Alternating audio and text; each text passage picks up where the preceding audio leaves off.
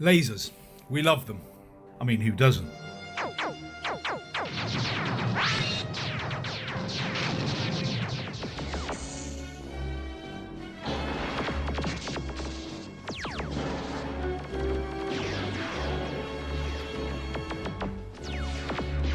Yeah, we've been playing a lot of Star Citizen lately.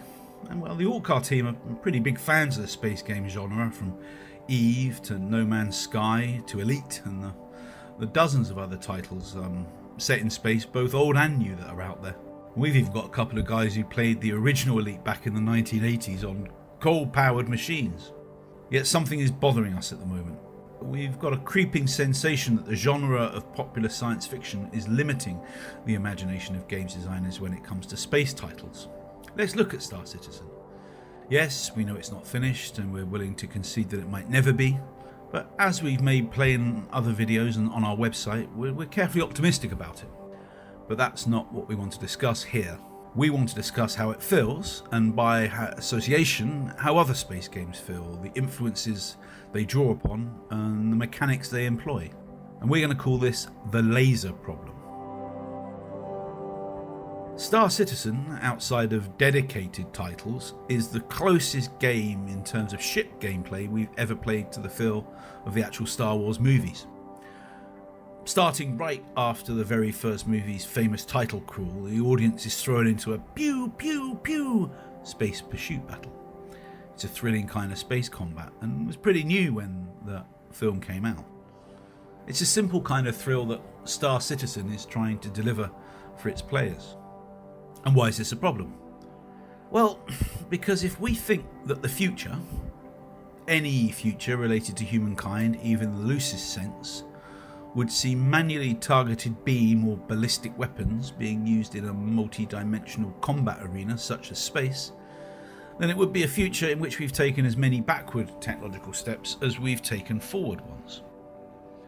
To encapsulate our argument, some modern combat aircraft designers have questioned the fitment of any cannon-class weapon to aircraft designed for the air-to-air fighting role.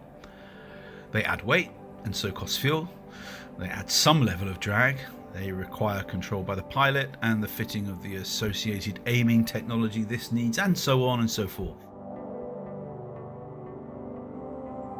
The last air-to-air cannon fighter kill, or fighter versus fighter kill, probably occurred during the Iran-Iraq war in the 1980s, a long time ago now.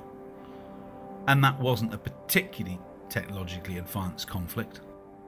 Such weapons are still currently fitted to the latest generation of fighters, of course, but this is primarily for use in the ground attack role or as a weapon of last defence in an air-to-air situation.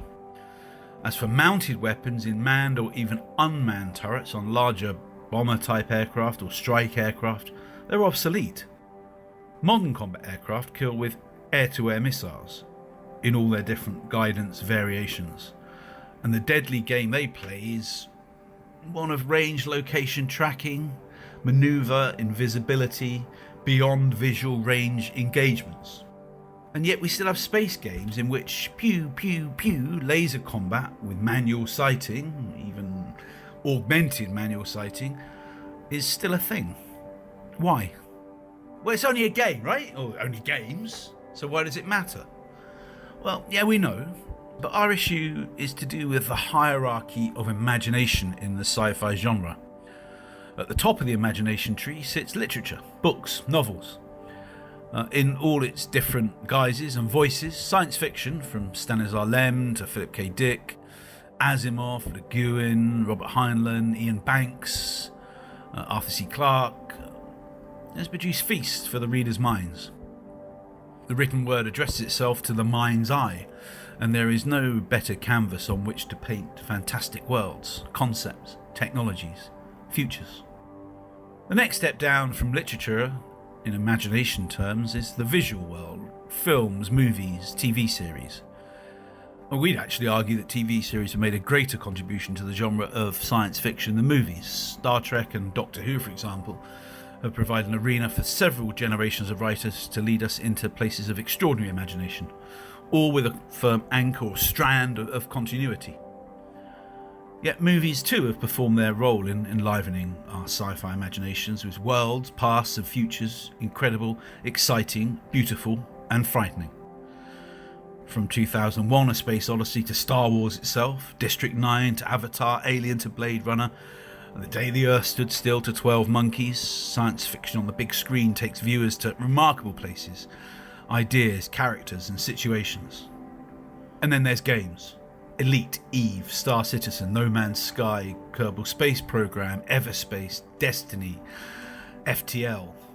Make no mistake, we're not hating on any of these games or any of the dozens of other good titles that draw from the sci-fi genre.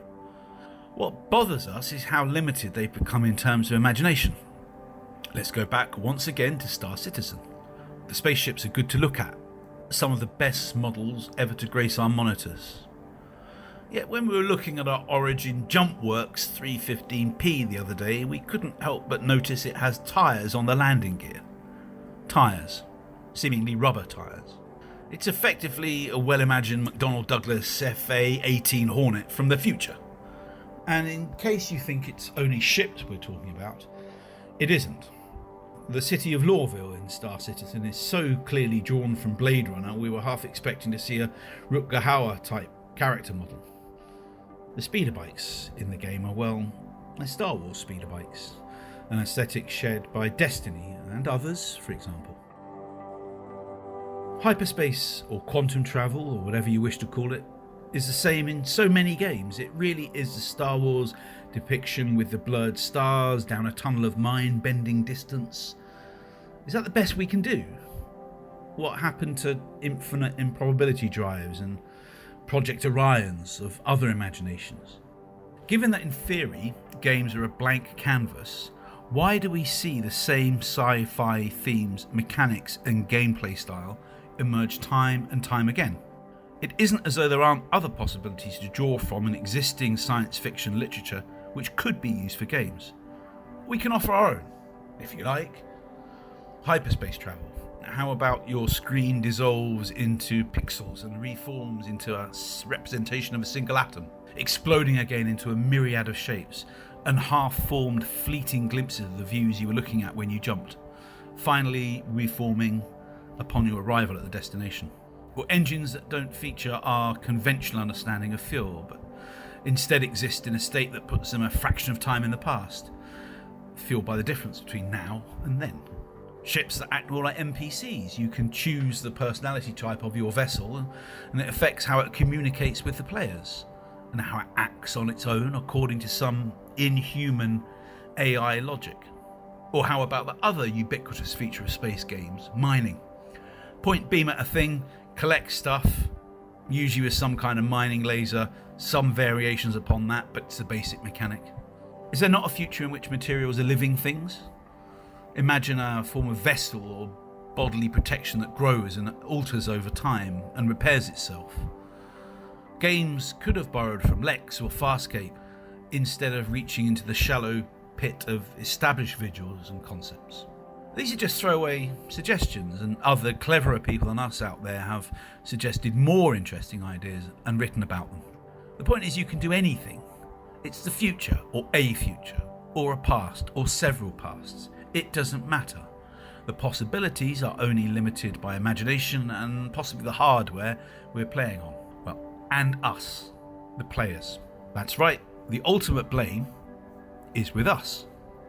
Ever since the shape of the V2 rocket became the standard depiction of a space rocket for more than a decade, well into the 1950s, our imagination on what is possible in space has been limited in movies to what we can understand from our own technology and our own understanding of physics. And games are no different. Yet it's clear games designers feel that we, the players, respond to what we have already absorbed from our consumption of science fiction. And that consumption is from usually the central visual canon of sci-fi. Star Wars, Star Trek being the most powerful elements of that. They are giving us what they think we want, and it'll take a bold and probably independent studio to really break this mold. It's the laser problem. We have to concede that there's a gameplay issue here. How do you make a space game interesting while removing some of the player's agency? For example, there's an argument that most people want World War II style aerial dogfighting in space. Well, we're not advocating the end by government edict of such games, merely that a few titles that took a different imaginative vector to the current norm would be welcome. For those of us who played Elite back in 1985, the look, feel and functional complexity of current games is light years away from its wireframe graphics. We can't help but feel the fundamental ideas used in it haven't really advanced even as the technology has. And right there you have the perfect paradox.